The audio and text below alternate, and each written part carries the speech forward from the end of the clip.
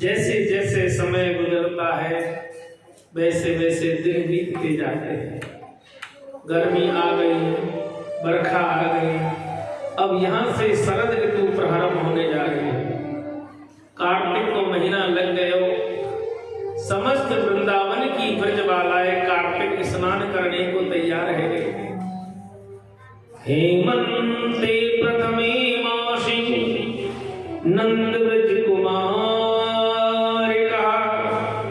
चेरो हरि विषय भुंजा खाद्यान्ने शरणं व्रत। आज मेरे भाई बहनों, ब्रजबालाओं ने निर्णय किया कि भैया कार्तिक मास है, अब स्नान करते हैं और माता कात्यायनी की पूजा करते हैं। कात्यायनी कहते गोरा जी को। आज वृंदावन की ब्रजबालाएं कार्तिक मास को पहले स्नान करने जा रही है। बड़े आनंद से यमुना जी का स्नान किया, नित्य की भांति पूजा की। अब तो रोज स्नान होते हैं, रोज कात्यायनी मैया की पूजा होती है। धीरे धीरे धीरे धीरे समय गुजरने लगा। एक दिन क्या हुआ, घर में काम ज्यादा था, कुछ गोपिकाएं जागने में विलंब हो गया, क्योंकि कार्तिक को स्नान जो है चांदनी रात में होता है। सूर्य उदय से पहले पहले स्नान होने से ही कार्तिक स्नान कहा जाता है। आज गोपिकाएं विलंब है गई, जल्दीबाजी में जगी और दौड़ी दौड़ी जाती यमुना नहाने के लिए, पर मेरे भाई बहनों कपड़े भूल गई। जब ब्रजबालाएं कपड़े भूल गई तो एक दिन की बात, कोई बात नहीं, कपड़े भूल गए, नगन बदन से ही स्नान कर लिया प्रभु ने, कोई बात नहीं। जाने अनजाने में गलती होती है। अब तो ब्रजवालाओं की ऐसी आदत हो गई कि रोज ही कपड़े धुल जाते हैं और रोज ही नंगे होकर स्नान करते हैं। एक दिन वरुण देवता चिंता में पड़ गए और मेरी श्याम सुंदर से बोले, अरे कान्हा, आपके होते हुए ये आपकी सखिया यमुना जी का अपमान कर रही है, जल देवता का अपमान कर रही है, नारी जाति का अपमान कर रही है। अरे कुछ करो, इनकी आदत को सुधारो। मेरे ठाकुर बोले, ऐसी बात है कहा, हम कल ही इसका इलाज कर देंगे, जिंदगी में कभी नहीं नहाएगी। वरुण देवता के आदेश अनुसार प्रभु जी ने वचन दे दिया। कन्हैया ने सब ग्वाल वाल बुलाए लिए शाम को, भैया ऐसी ऐसी बात हो रही है, ये ब्रजबाला है ना, बात तो कुछ और करती है और ये करती कुछ और है। मनसुख कहने लगो, कान्हा, इनसे हमारी पुरानी दुश्मनी चल रही है, ऐसा मुंह को द्वार नहीं आवे, इनको पेटेंट इलाज है जावे। आज मेरे कन्हैया के साथ ग्वाल वाल सब सट्टेबाजी रख लेते हैं और 3 बजे बाद ही यमुना घाट पे जा बैठे। सबने विचार कर लिया कौन को क्या करना है, किसको क्या करना है। अब गोपिकाओं की तो आदत, उठ के घर से चली आई, कपड़े अपने लाई नहीं, कपड़े खोले, नंगे बदन स्नान कर रही है। प्रभु ने इशारा किया, देख लो ये आदत है। ग्वाल वाल कहने लगे, बात तो सही। अब ग्वाल वाल कहने लगे, कन्हैया तू तो या कदम पे चढ़ जा, और हमें एक कपड़े को उठा उठा के दे रहे हैं। लाठी में लगावे, प्रभु को पकड़ा देंगे, लाठी में लगावे, प्रभु को पकड़ा देंगे। सबके कपड़े चुराए के पेड़ में जगह जगह लटकाए दिए और ग्वाल वाल झाड़ियों में जाकर बैठ गए। प्रभु कदम में विराजमान है। गोपिका नित्य की भांति अपनी मस्ती में मस्त है, कोई मतलब नहीं कपड़े कहाँ है, वो कहाँ है। कुछ समय बाद मेरे श्याम सुंदर बंसरी का वादन करते हैं। जैसे ही बंसरी बजती है, ब्रजवालाओं की कानें खड़े होने लगती है।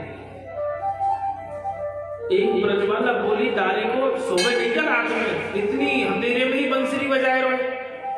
एक बोली, अरे तेरे तो कान बज रहे हैं, वो दिन में बजा तो रहे, मैं सुबह बजा तो रहे, शाम को बजा तो रहे, तू तो बावरी है गई। तीसरी बोली, नहीं नहीं ऐसा लगे कि हमारे बगल में ही बजा रहा हो। चौथी बोली, अरे तुम तो सब बावरी हो, स्नान करो स्नान करो। अब मेरे भाई बहनों ये चर्चा होती रही। एक गोपिका बड़ी चतुर थी, उसने सोचा ना जाने ये तो सब बावरी है रही है, कहीं वो बंसरी बजा तो आ ही गए हो और हमें यहाँ देख लेगो तो पूरे गांव में हमारी बेइज्जती कर देगो, पूरे गांव में ढोल पीट देगो, ये गोपिका ऐसे नावे ऐसे नावे। वो शर्म के मारे भागी यमुना के किनारे की ओर, और जैसे ही किनारे की ओर देखा वह कपड़े नहीं। हे भगवान, अब क्या करें। जोर से चीख पड़ी, चीखते ही सब गोपिकाएं कुछ, अरे मैंने कहा है, अरे हमारे कपड़े कहाँ गए। अब तो सवन की होश उड़ गई। पहले तो कछु नहाई सो नहाई, अब तो गले तक पानी में खड़ी है, बाहर ही नहीं निकले। काना काना श्याम, काना श्याम, कन्हैया, सब भांति भांति से पुकार रही है। एक गोपिका तो कन्हैया को ताना मान रही है, एक गोपिका कन्हैया को भला बुरा सुना रही है, एक गोपिका प्यार कर रही है। अब मेरे भाई बहनों, जब काफी देर है गई गोपिकाओं को अब पुकारते पुकारते, इतने में कन्हैया जी दिख आते हैं कदम के पेड़ पर बैठे हुए। गोपिका बोली, अरे लाला हमारे कपड़े लौटा दो। कन्हैया बोली, कपड़े लौटा दो भैया, मैंने कपड़े देखे ही नहीं। नहीं नहीं काना, कपड़े हमारे तुम्हारे पास है, तुम्हारे पास है लाला, हम तूके जे की सौगंध खा जाएंगे, तू कहे वो बात में करेंगे, पर हमारे कपड़े लौटा दो। श्याम सुंदर बोले, देख रही गोपिका, तू झूठो नाम मत ले, मैंने तेरे कपड़ा को देखो ही नहीं, देखवारो जाने और देवारो जाने, हमने तो किसी के कपड़े चुराए नहीं, क्योंकि पता है ईमानदार बहुत बड़ा है। ग्वाल वाल पहले ही पढ़ा दी कि तुम उठा के मुझे दे देना, मैं तुम्हारा नाम लूंगा, मैं चोर नहीं बजूंगा। अब गोपिकाएं बार बार मेरे ठाकुर से अनुरोध करते हैं। आखिरकार कन्हैया जी अपनी शर्तें कहने लगा, तुम इस बात को मानोगी कि हम मानेंगे, तुम इस बात को मानोगी कि हम मानेंगे। अब तो शर्त पे शर्त, शर्त पे शर्त होने लगी। अंत में गोपिकाएं क्रोधित हो गई। गोपिकाएं क्रोधित होकर कहने लगी, बहुत हुआ जो कुछ किया। देख रहे कन्हैया, तेने इतनी बड़ी लिस्ट बनाई दी, तेरी हर बात हमने मान ली, और फिर भी अगर तू हमारे वस्त्रों को नहीं देता है तो हम यमुना से बाहर निकल रहे हैं। बहुत हुआ जो कुछ किया, अरे निकली नंगे गाल, अब अपने बस की नहीं और मानना बात। देख रे लाला, तो ये कपड़े देना है तो दे दे, नहीं तुम तो बिना कपड़े ही बाहर निकल रहे हैं। आखिरकार मेरे श्याम सुंदर ने सबके वस्त्र लौटाए, सबसे वचन ले लिया कि आज के बाद कोई भी नंगे बदन यमुना में स्नान नहीं करेंगे, क्योंकि नारी की इज्जत सिर पे होती है, नारी की इज्जत आंखों में होती है। नारी धर्म, नारी मर्यादा का बखान हुआ। स्त्री जाति को कभी खुल के स्नान नहीं करना चाहिए, बंद घर में स्नान करना चाहिए, अगर बंद घर नहीं है तो पर्दे के अंदर स्नान करना चाहिए। ये नारी धर्म की प्रकाष्ठा भगवान ने प्रकट की है। आज ब्रजवालाओं ने वचन दे दिया कि प्रभु आज के बाद ऐसी गलती नहीं होगी। भगवान ने सबके वस्त्र लौटाए, सब गोपिकाएं अपने नित्य पूजा के लिए कात्यायनी मैया के मंदिर आती है और मैया से प्रार्थना करती है, हे माँ, अगर हमने सच्चे मन से तेरी पूजा की है तो माँ हमें ऐसा वर दो ताकि कृष्ण जैसा पति हमें मिले, और हमारी कोई कामना है ही नहीं। सभी ब्रजवालाओं ने भगवान कृष्ण को अपना पति स्वीकार किया है।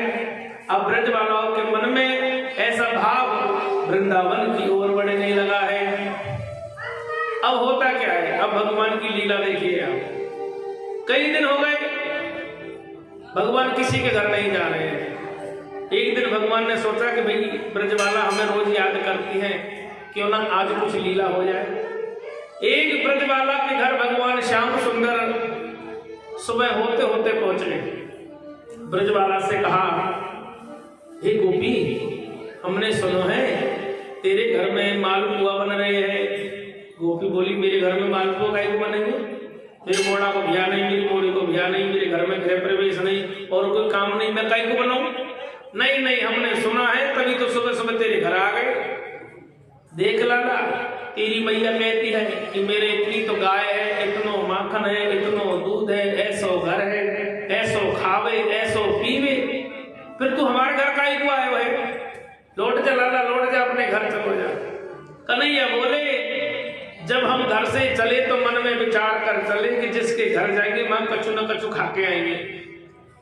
अब गोपिका को मन में क्या है कि भगवान को हम सब कुछ दे, पर भगवान पहले हमसे नाराज तो होके दिखावे, हमसे छिड़कानी तो करे।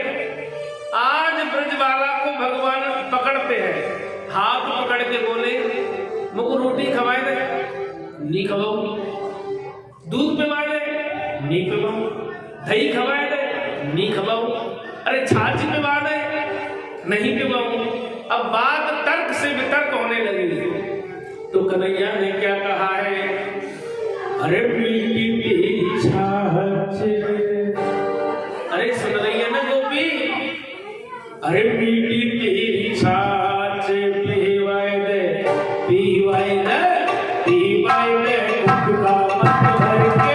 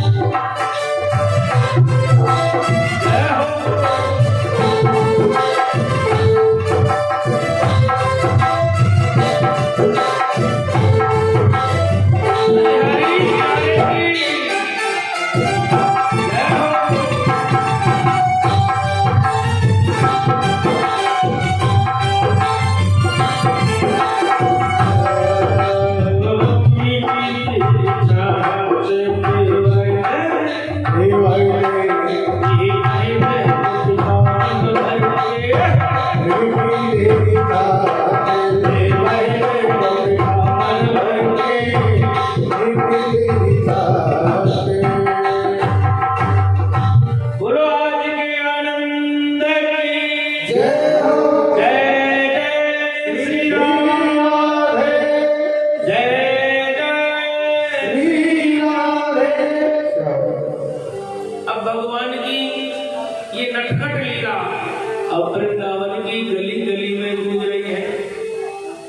एक दिन भगवान श्याम सरकार अपने सखाओं के साथ यमुना के किनारे किनारे चलते जा रहे हैं, चलते जा रहे हैं, चलते जा रहे हैं। आज गैया चराने के लिए तो जा रहे हैं, पर आज साथ में खाने पीने की सामग्री नहीं ले जा रहे। जल्दबाजी में चले हैं, खाना पीना घर भूल गए और यमुना के किनारे किनारे मथुरा के समीप जाके गाय चराने लगे। तो वहां क्या देखा है, एक घाट पर भगवान गैया चरा रहे हैं और दूसरे घाट पर मथुरा के ब्राह्मण देवता वहां पर यज्ञ की तैयारी कर रहे हैं। मेरे श्याम सुंदर ने सबको समझाया, भैया देखो उधर पूजा पाठ चल रहे हैं, कोई उधर मत जाना। सब वार्ड वाले मेरे श्याम सरकार के साथ खेल रहे हैं। आज मेरे कन्हैया एक छोटा सा काम करते हैं, आज रूठ रहे हैं भगवान अपने सखाओं से। जब कन्हैया रूठ गए तो भगवान को रूठा देख करके सभी ग्वाल वाले प्रभु को मना रहे हैं। कभी तो कोई मोर बन जावे, कभी कोई कैसो रूप बनाए ले, कभी कोई घुटने के बल चले, कोई सिर के बल चले, कोई हाथों के बल चले। भगवान को प्रसन्न करने के लिए, भगवान को रिझाने के लिए श्री ग्वाल वाले मेरे श्याम सुंदर के आगे लीला कर रहे हैं। अचानक खेलते खेलते भूख लगने लगी। अब भूख लगी तो मेरे श्याम सरकार से ग्वाल बोले, अरे कान्हा बहुत जोर की भूख लग रही है और देखो आज हम घर से कुछ लाए भी नहीं है खाने के लिए। कन्हैया बोले, भैया हमारे घर से नहीं लाए तो क्या भयो, ब्राह्मण देवता यज्ञ कर रहे हैं, जाओ उनसे प्रसाद मांग लाओ। आज बाल बाल ब्राह्मण देवताओं के पास पहुंचे और वहां जा करके निवेदन किया, हे ब्राह्मण देवताओं, हे गुरु महाराज, हमने आज भोजन लाना भूल गए थे, अगर थोड़ो सो प्रसाद मिल जावे तो आनंद है जावे। ब्राह्मण देवता बोले, देख रे लाला, अभी तो पूजा पाठ कर रहे हैं, भोग लगने में टाइम लगेगा, तनिक विश्राम करो, जैसी भोग लग जाएगा हम तुम्हें आवाज दे देंगे। पर भूख ऐसी लगी है कि इंतजार नहीं हो गए, पेट में तो चूहे कूद रहे हैं। अब तो ग्वाल बाल बड़े निराश होकर श्याम सुंदर के पास आ गए और कहने लगे, हे केशव, हे नंद नंदन, हे मुरली मनोहर, देखो भैया हमें तो भूख सता रही है और ब्राह्मण देवता कह रहे हैं कि पूजा हो जाएगी जब भोग लगेगा। हे प्रभु कुछ करो ना, कुछ करो ना। इस बार मेरे कन्हैया कहने लगे, देखो भैया आप ब्राह्मण देवताओं के पास मत जाओ, जहां पर भंडारा बन रहा है उन ब्राह्मण देवताओं की पत्नियों के पास जाके एक बात कहना कि वृंदावन से यशोदा को लाला और रोहिणी मैया को लाला, सुबह से भूखो है, वह सब कुछ देने के लिए तैयार हो जाएंगे। ग्वाल कहने लगे, चलो भैया एक बार ट्राई कर लेते हैं। ग्वाल बाल चले और जाकर ब्राह्मण देवताओं की पत्नियों से जाकर आग्रह किया कि हे माताओं, हमारे श्याम सुंदर यशोदा नंदन और माता रोहिणी के लाला हमारे साथ आए हैं गाय चराने के लिए, उनको बहुत भूख लग रही है, अगर कोई प्रसाद बनाए हो तो हमें दे दे। इतनी सी कही मेरे भाई बहनों, वे माताएं अपने सारे प्रसादों को थाल में भर भर के भाग रही है। मनसुख कहने लगे, अरे लाला ऐसा का है गयो, हमारे कान्हा का नाम सुनते ही तो ये सब बावरी है गई, पूरी मिठाई थालन में भर ली और थालन में भर भर के भग रही है। पूरी मिठाइयां मेरी श्याम सुंदर के सामने रख गई और कहने लगी, लाला अब और इंतजार ना हो, अब प्रभु और इंतजार ना हो, कंस के अत्याचार से हम बहुत प्रताड़ित है। धर्म कर्म पूजा पाठ यज्ञ हवन अनुष्ठान सब बंद हो गए। हमारे पति आपकी ही पूजा करने के लिए देखो देखो गांव से कितनी दूर आकर के सेवा कर रहे हैं। हे कन्हैया अब रक्षा कीजिए, रक्षा कीजिए, रक्षा कीजिए। हमने सुना है आपने गोवर्धन पर्वत को उठाया, हमने सुना है आपने कालिया नाग को पीट के भगा दिया, हमने सुना है आपने पूतना को भी मारा, सक्टासुर को भी मारा, अघासुर को भी मारा। हे मेरे तारणहार, हे जगदीश, हे महाराज हमारे ऊपर कृपा कीजिए, कृपा कीजिए। राम राम महावीर कृष्ण दुष्ट निर्मना। हे प्रभु आप वीरों में वीर महावीर हो, समस्त प्रकार के विनाश को नाश करने वाले हो। प्रभु कृपा कर दीजिए, आप पधारिए मथुरा और दुष्ट का अंत कर दीजिए। स्वागतम वो महाभागा आश्यता कारवाम किमी। हे नाथ हम तेरे ही इंतजार में बैठे हैं, तेरे ही इंतजार में बैठे हैं। प्रभु ने सबको समझा बुझा करके कहा कि हम बहुत ही शीघ्र मथुरा आएंगे और कंस के अत्याचार से आप सबको मुक्त करेंगे। ऐसा मेरी सरकार ने वचन दिया और सबको वहां से विदा कर दिया। आज सबने मिलकर के ग्वाल बाल भोग पाने लगे, प्रसन्नचित होने लगी है। कन्हैया जी वृंदावन आ गए। वृंदावन में आकर के मेरी श्याम सुंदर मैया के पास में जाकर के बैठ जाते हैं। जब मैया